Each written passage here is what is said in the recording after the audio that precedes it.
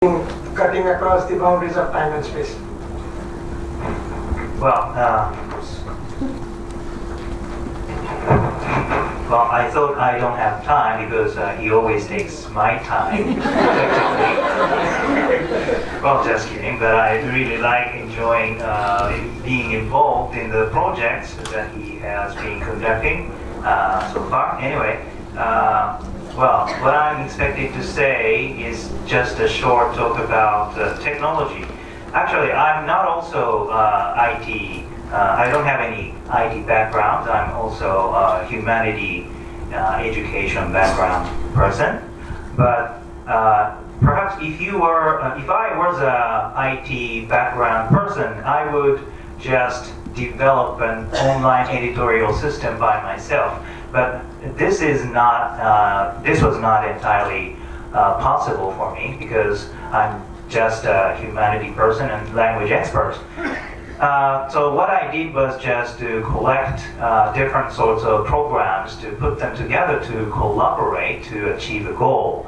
So in this case, what we have to do was to overcome the time and space barriers between Japan and India. And at that time, I found a very nice program like a wiki system. And what we needed is to edit the entire file, but sometimes we make mistakes, so it should be possible. So that we can get the old information back. And this system nicely has a kind of tracking the record system. I don't know the technical term though, but anyway. And then I learned myself how to cope with XML data. And finally, I intended to make the product by compiling the data by LaTeX. Perhaps some of you may know about the compiling publishing system. And this is basically ASCII-based system. So in that sense, XML and LaTeX source has certain degree of affinity with each other.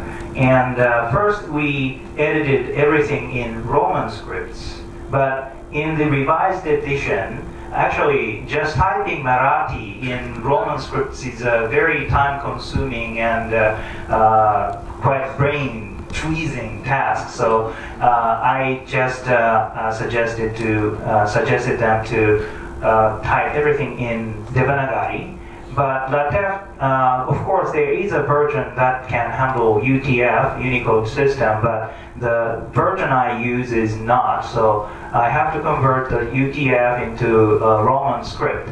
Then I compile the dictionary through,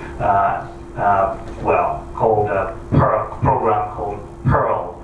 And this is a very technical stuff, but anyway, I can convert the XML to LaTeX source and finally compile everything into a very finely edited dictionary like this that we see today. And I don't understand Marathi at all, so I really gave them a hard time, especially on the final editorial process. Because I often made mistakes in typing and in Marathi because I didn't understand them. So I really thank them for patiently working on going over through the drafts and so on. Okay, so perhaps this is a short word from me. Thank you.